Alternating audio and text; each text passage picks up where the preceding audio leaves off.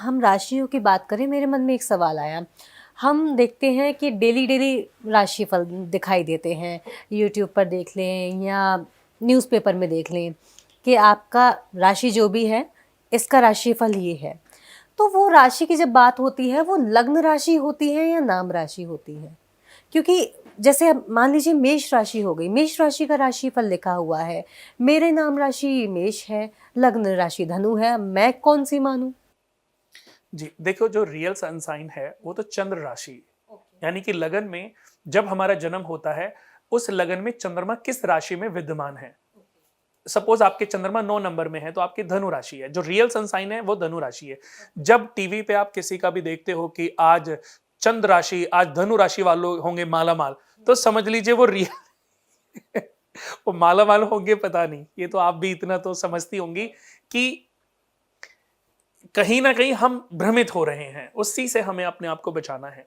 लेकिन अगर मैं राशियों की बात करूं तो हमें जो एक नाम से राशि होती है, एक डेट ऑफ बर्थ से राशि होती है, वो इंग्लिश राशि भी काउंट होती है। बट जो रियल सन साइन है वो हमारा चंद्रमा लगन कुंडली में किस नंबर में बैठा है, वो हमारी रियल राशि है। तो हमें उस पर फोकस करना चाहिए। लेकिन हमें ऐसे टीवी पे पता चलने वाली राशियों से, अखबार में दी जाने वाली, मैं भी बहुत पहले बहुत सारे न्यूज़पेपर या बहुत सारे टीवी पे मैं शोज देता था, पर मेरा विश्वास उठ गया। मैंने इसलिए बंद कर दिया क्योंकि मुझे ये समझ आ गया कि ये सही नहीं है। ये सही नहीं है।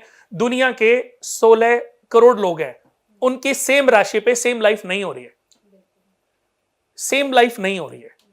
तो एक बात है, आज दोपहर के बाद हो सकता है शायद मैं आगे भी करूं, ऐसा नहीं है। क्योंकि पॉडकास्ट में बहुत लोग सवाल करते हैं। कल को किसी ने बोला कि कुणाल जी एक पॉडकास्ट पे राशियों के ऊपर करना है। अभी मेरे स्टाफ ने खुद मुझे बोला हुआ है कि भैया एक बार जो अभी न्यू ईयर आएगा तो उस पे, हालांकि मैंने आज तक दिया नहीं क्योंकि मैं जानता हूं, बट वो इतना पीछे कि भैया बहुत ज्यादा ये इसके इसको लोग लाइक करते हैं, इसको पढ़ते हैं, इसके व्यूज आते हैं, तो हो सकता है शायद मैं भी करूंगा। बट मेरा भी 25%, चाहे मैं भी करूं चाहे कोई भी, मैं कहता हूं 25% इसको आप सुन लो, लेकिन इस पर 25% ही बिलीव करो। क्योंकि सबकी राशि, बहुत लोगों की राशि सेम होने पर सबके साथ सेम नहीं हो सकता। इसलिए कुछ चलो अच्छा है तो ये बूस्टअप के लिए बहुत अच्छा है, पर अगर कहीं आप कुछ गलत सुनो तो उसके लिए तिल भर भी आपको परेशान होने की आवश्यकता नहीं है, क्योंकि आपके साथ कुछ बुरा होने वाला नहीं है। लेकिन आपने मन में अगर ये ठान लिया ना, लॉ ऑफ अट्रैक्शन काम करता है कि यार उन्होंने बोला था कि जनवरी महीने में दुर्घटना होने का योग है, तो अब वो डर डर के गाड़ी चलाएगा, और डर में तो एक्सीडेंट होएगा ही ना।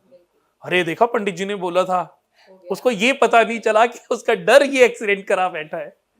तो लॉ ऑफ अट्रैक्शन काम करता, हम जैसा सोचते हैं, जैसा बोलते हैं, जैसा हमारी फीलिंग होती है, जैसे हमारे मन में भाव होते हैं, सराउंडिंग वैसा ही होने लगता है। इस चीज़ पर क्लैरिटी देने के लिए आपका लिटरली बहुत बहुत धन्यवाद, क्योंकि लोग बड़े परेशान होते हैं इन चीज़ों को देखकर।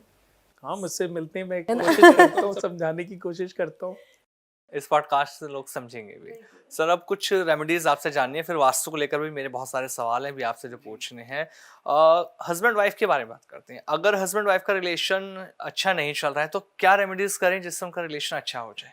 देखिए, अगर पति को अपनी पत्नी से कुछ प्रॉब्लम है तो सबसे पहले मैंने देखा, बहुत पैसे की कमियां जहां पर होती है ना, वहां पर गृह कलेश बहुत होते हैं। पर ऐसा भी कह सकते हैं कि जहां गृह कलेश बहुत होते हैं वहां पैसे की तंगी बहुत रहती है। ऐसे वाई से वर्षा ले लेते हैं। सुबह उठते ही हर पति को अपनी पत्नी के पांव जमीन पे पड़ने से पहले चाय पिलानी चाहिए। अच्छा। वाह।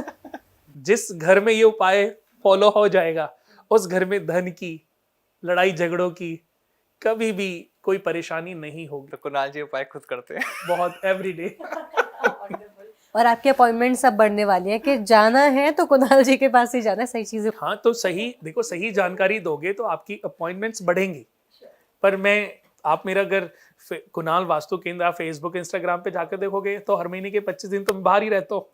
हाँ, ये भी है। क्योंकि देखो, मैंने ये चीज को समझा है कि जब मेरा रिश्ता हुआ था, शादी हुई थी, रिश्ता होने और शादी होने के बीच में मैंने अपने जीवन में बहुत तरक्की करी। अब उसकी वजह थी कि उस लड़की का भाग्य मेरे साथ जुड़ गया। मैं कभी कभी हम निकलते थे, डिनर करते थे, मैं कभी कुछ शॉपिंग करते थे, तो मैं देखता था कि जब से मैंने इसको खिलाना पिलाना शुरू किया, इसके साथ शॉपिंग, तो इसके स्टार्स मेरे लिए काम कर रहे हैं।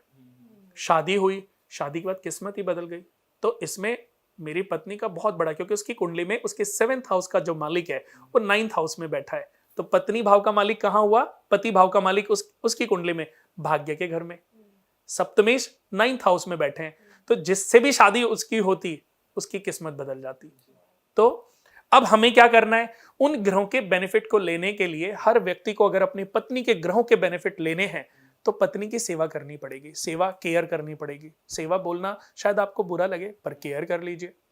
सुबह उठ करके रोज नहीं कर सकते, कभी कभी अपनी पत्नी को सुबह उठ करके उसके पांव जमीन पे पड़ने से पहले एक ट्रे में 2 कप में, कप के नीचे एक प्लेट भी होनी चाहिए, एक प्लेट में 2 बिस्किट होने चाहिए, और आप कभी कभी तुलसी के पत्ते भी डालें। अपनी पत्नी को उसके टेस्ट अनुसार, उसको इलायची पसंद है, अदरक पसंद है, जैसे मेरी वाइफ को सिर्फ अदरक पसंद है तो उसी टेस्ट अनुसार उसको चाय पिलाएं। इस उपाय को 40 डेज करें। आपको ना किसी पंडित के पास जाने की जरूरत पड़ेगी, ना घंटों आपको कोई भजन कीर्तन करने की जरूरत पड़ेगी, और आपकी किस्मत तो घर में है, लेकिन हम घर के बाहर ढूंढ रहे हैं। जैसे एक मृग होता है ना, कस्तूरी तो उसके गर्भ में है और उसकी सुगंध से वो पूरे जंगल में छान मारता रहता है।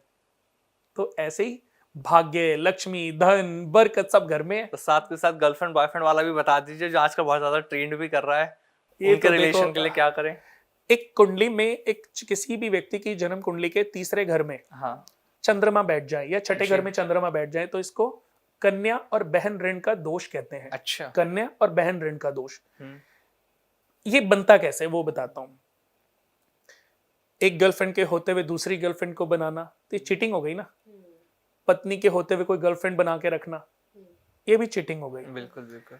तो जो कुछ हो रहा है, या मैरिटल अफेयर आजकल बहुत चल रहे हैं, यही क्वेश्चन था ना आपका, तो ये सब है तो पाप कर्म ही ना। तो ये हम लोगों की कुंडली के तीसरे घर से देखते हैं।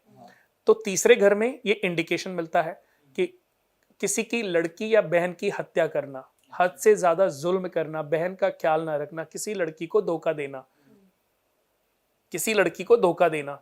आप किसी लड़की से शादी तो नहीं करोगे, लेकिन या तो आप उसके साथ क्लियर हो, लड़की को भी पता है कि आप शादीशुदा हो और आप उससे शादी भी नहीं करोगे, फिर आप फिजिकल हो, जो क्योंकि उसको आपके साथ एक अच्छी दोस्ती, अच्छी बॉन्डिंग चाहिए, लेकिन क्या उसको पता है, आपको भी पता है, तो शायद ये पाप कम लगता होगा। नहीं तो हर कर्म का फल है जो भविष्य में आपको भोगना पड़ेगा। तो ये स्थितियां, ये ग्रह की स्थितियां ये इंडिकेशन देती हैं। तो हम इनकी रेमेडी, यानी कि इनके वो रेमेडी कराते हैं ताकि आप अपने पूर्व जन्म के पापों से पहले मुक्त हो। किसी ने आज ये समझ के अबॉर्शन करा दिया अपनी पत्नी का कि वो बेटा नहीं है, बेटी है, इसको अजन्मकृत ऋण दोष कहते हैं। कई जन्मों तक ऐसे लोगों को संतान नहीं होती, बड़ी मुश्किल जुगत, पूजा पाठ या किसी बड़े गुरु के आशीर्वाद से कई सालों के बाद उनको संतान प्राप्त होती है। बट इन लोगों ने ऐसा पूर्व जन्म में किया है। किसी का मकान या जमीन ले लेना, उसकी कीमत अदा ना करना, इसको क्रुअल्टी ऋण दोष कहते हैं। ऐसे व्यक्ति मेहनत करते हैं पर रिजल्ट नहीं मिलता। 90% की गई मेहनत का 10% फल मिलता है। तो उनको रिजल्ट पाने के लिए अपने वजन के बराबर आटे की गोलियां मछलियों को डालनी है और प्रायश्चित करना है कि मुझे इस जन्म में किसी से भी कोई चीज नहीं हड़पनी। आज किसी ने आपसे पैसे ले लिए, वो वापस ही नहीं दे रहा है। आज हमसे किसी ने लिया, हमने किसी से ले लिया, हम नहीं दे रहे किसी ने, तो ये ऋण कन्वर्ट होंगे और प्रारब्ध के रूप में आपको दोबारा ये ग्रहों के इंडिकेशन के रूप में प्राप्त हो जाएंगे। फिर आप मेहनत करते रहोगे। आज कितने लोग हैं इस दुनिया के 90% लोग ये कहते हैं कि हम मेहनत करते हैं पर हमें फल नहीं मिलता, और 10% ये लोग ये कहते हैं कि हम मेहनत भी नहीं करते और भगवान फल।